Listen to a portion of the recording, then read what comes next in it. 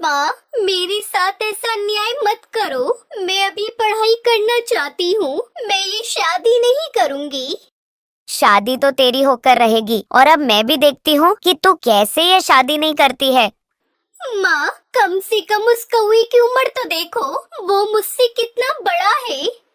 अरे उम्र को मत देख, बहुत पैसे वाला दामाद ढूंढा है मैंने तेरे लिए। अब तुझ जैसी मनहूस के लिए कोई राजकुमार तो मिलने से रहा, इसलिए मेरी मान और चुपचाप इस शादी के लिए हाँ कह दे और मेरे सिर से अपना ये बोझ हटा। पैदा होते ही अपनी माँ को खा गई, फिर बाप को खा गई, अब क्या मुझे मार कर दम लेगी? देख टुनटुनी, जो भी मैं कर रही हूँ तेरी भलाई के लिए कर रही हूँ। अब जल्दी से तैयार होकर बाहर आ जा, सब बाहर तुम्हारा इंतजार कर रहे हैं। माँ, एक बार फिर सोच लो। मैं आपकी सारी बात मानूंगी। आप जो कहोगी वो करूंगी। सारी उम्र आपकी सेवा करूंगी। लेकिन टुनटुनी की सौतेली माँ टूनी उसकी एक नहीं सुनती। भोली टुनटुनी रोते हुए से ही अपनी किस्मत का लिखा मानकर अपनी सौतेली माँ की चालाकी से किए रिश्ते को हाँ कर देती है और बुजुर्ग कौवे से शादी कर लेती है। दरअसल टुनटुनी की सौतेली माँ टूनी बहुत लालची किस्म की चिड़िया थी और सच तो ये था कि वो आज टुनटुनी की शादी नहीं बल्कि उसका सौदा करने जा रही थी, जिसके बदले टूनी को 1 लाख रुपया मिला था। टुनटुनी जब शादी करके अपनी ससुराल आती है तब उसका पति कड़कनाथ सेठ उससे कहता है, देखो टुनटुनी, मेरी पहले से ही शादी हो गई है। यह मेरी धर्म पत्नी सुंदरी है। क्या फिर आपने मुझसे शादी करके मेरी जिंदगी क्यों बर्बाद कर दी? आखिर आपने मेरे साथ ऐसा क्यों किया?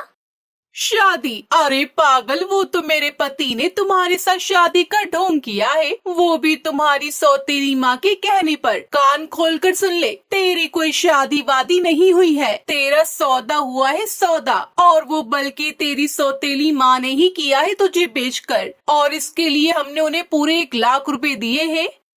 माँ मेरे साथ ऐसा कैसे कर सकती है? नहीं, तुम झूठ बोल रही हो। देख, वो सब तो मुझे पता नहीं, लेकिन हाँ, आज से तू इस घर की नौकरानी है, नौकरानी, समझी? हमारे पास धन दौलत तो बहुत है, लेकिन हमारी कोई संतान नहीं है, इसलिए जब तक तुमसे हमारा एक बच्चा नहीं हो जाता तब तक तुम यहाँ हमारे साथ ही रहोगी। उसके बाद तुम्हारी जगह घर के बाहर तबेले में रहेगी, समझी? आप लोगों को ये सब करते और कहते हुए जरा सी भी शर्म नहीं आती क्या? अरे आपको मेरी जिंदगी के साथ खेलने का हक किसने दिया? आप भला मेरे साथ ऐसा कैसे कर सकते हैं? उस दिन से ऐसे ही टुनटुनी की जिंदगी मुश्किलों से कट रही थी। 1 साल के बाद टुनटुनी ने एक बेटे को जन्म दिया। उस बच्चे को सुंदरी ने टुनटुनी से छीनकर अपनी गोद में ले लिया। देख टुनटुनी, अब से तेरा काम इस घर में खत्म हो गया है, और अब से ये बच्चा मेरा है, और खबरदार इस बारे में किसी को भी कुछ भी बताया तो अब से तू घर के पीछे गाय के तबेले में रहेगी, समझी? नहीं, ऐसा मत करो। मुझे मेरे बच्चे से दूर मत करो। ये मेरा बच्चा है और मुझे मेरे बच्चे को दे दो। मैं अपने बच्चे से दूर नहीं रह सकती। खबरदार, जो तूने इस बच्चे को अपना कहा तो अब से ये बच्चा मेरा है, और तू सिर्फ इस घर की नौकरानी है, नौकरानी। देख चिड़िया, तेरा काम पूरा हुआ। अब से तू इस घर के काम काज को संभाल और खुश रह। भूल जा कि ये बच्चा तेरा है, इसी में तेरी भलाई है। टुनटुनी घुट घुट कर उस घर में नौकरानी की तरह जिंदगी काटने लगती है। एक दिन सुंदरी टीवी देख रही थी और वहीं टुनटुनी घर में साफ सफाई का काम कर रही थी। तभी टीवी पर एक न्यूज आ रही थी।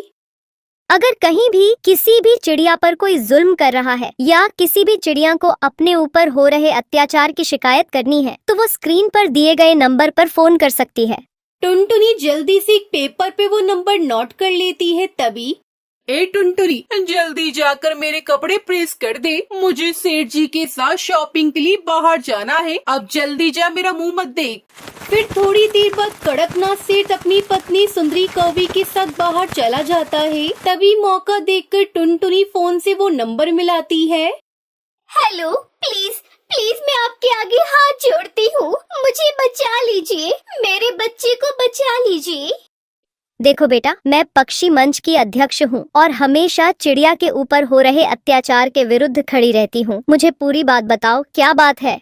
उसके बाद टुनटुनी हरी तोती को सारी बातें बताती है। मैं इन लोगों को छोड़ूंगी नहीं और तुम जल्दी से अपना एड्रेस बताओ। हम अभी पहुंच रहे हैं, तुम चिंता मत करो, अब यह लोग नहीं बचेंगे। तभी वहाँ पर सुंदरी कौवे कड़कनाथ सेठ आ जाते हैं। ए चिड़िया, किससे बात कर रही थी? अब तुम लोगों को अपने किए की सजा मिलेगी। तुमने मेरे साथ आज तक जो भी किया है, आज मैं सबको बताऊंगी। ये बच्चा तुम्हारा नहीं बल्कि मेरा है। वो लोग यहाँ पहुँचे उससे पहले ही हमें कुछ करना होगा। उसके बाद सेठ और सिठानी दोनों मिलकर टुनटुनी को खूब मारते हैं और उसका हाथ पैर बांधकर स्टोर रूम में बंद कर देते हैं। तभी घर की डोर बेल बजती है और हरी तोती अपने साथ पुलिस को लेकर वहाँ पर पहुँचती है। अच्छा, तो तुम ही हो कड़कनाथ सेठ। टुनटुनी कहाँ है? टुनटुनी? कौन टुनटुनी? यहाँ पर तो कोई टुनटुनी नहीं है। अच्छा, फिर ये बच्चा किसका है? तुम्हारी उम्र देखकर तो नहीं लगता कि ये बच्चा तुम्हारा है। मुझे तो कुछ गड़बड़ लग रहा है। इंस्पेक्टर, आप जल्दी से पूरे घर की तलाशी लीजिए। ये लोग जरूर हमसे कुछ छुपा रहे हैं। कुछ देर बाद पुलिस को टुनटुनी स्टोर रूम में बंद हुई मिल जाती है। वो टुनटुनी को वहाँ से उठाकर बाहर लाते हैं। अच्छा हुआ मैडम आप आ गई, वरना ये लोग आज मुझे जान से मार डालते। मैडम, ये बच्चा मेरा है, मुझे मेरा बच्चा दिला दीजिए।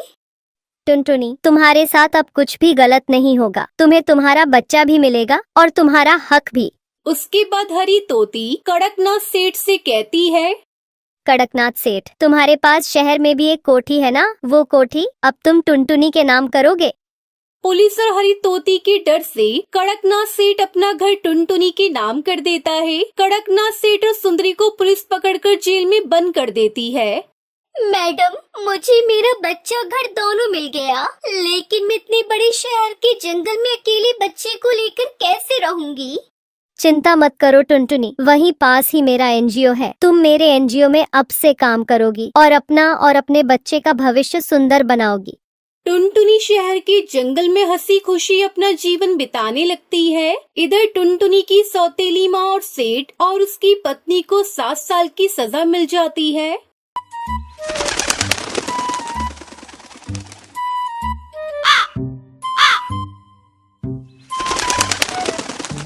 सुंदरवन के जंगल में टूनी चिड़िया अपनी बहू टुनटुनी चिड़िया के साथ रहती थी। टुनटुनी चिड़िया का पति बंटी कबूतर शहर के जंगल में काम करता था। टूनी चिड़िया के घर से कुछ ही दूरी पर कालू कौवे का अंगूर का बगीचा था। बगीचे में बहुत सारे अंगूर पक चुके थे। अंगूर की मीठी मीठी खुशबू से सारे पक्षियों के मुंह में पानी आ जाता था।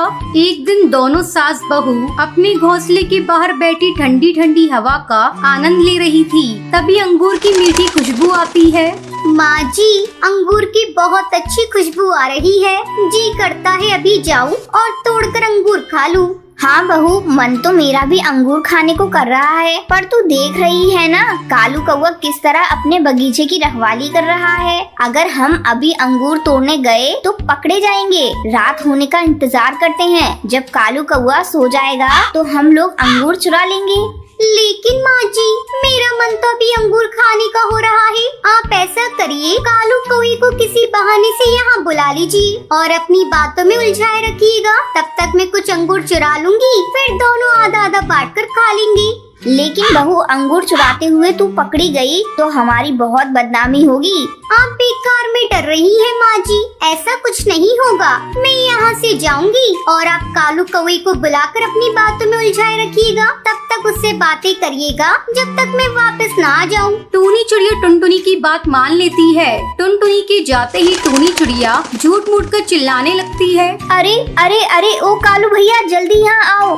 मेरे घोंसले में एक सांप घुस आया है, जरा उसे निकाल दो।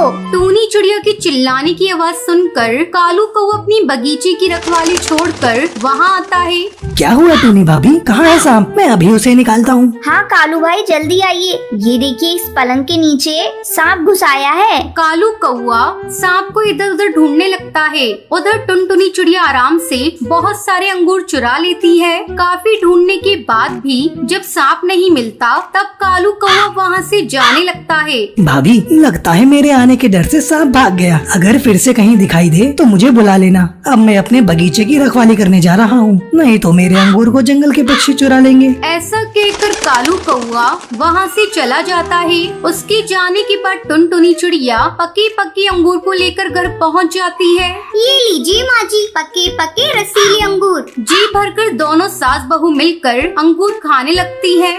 बहू, आज तो अंगूर खाकर मजा ही आ गया। इस तरह दिन गुजरने लगते हैं। टुनटुनी चिड़िया रोज अंगूर चुरा कर लाती और दोनों सास बहू मिलकर मजे से खाती।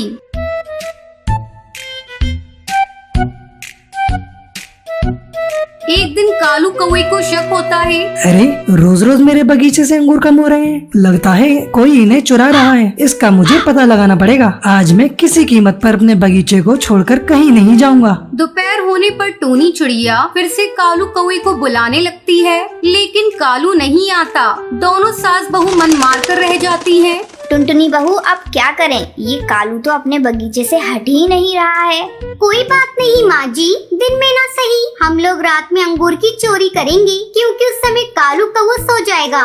ऐसा सोचकर दोनों रात में चोरी करने का प्लान बनाती हैं। उधर कालू कौवा अपने अंगूर के बगीचे में जाल बिछा देता है।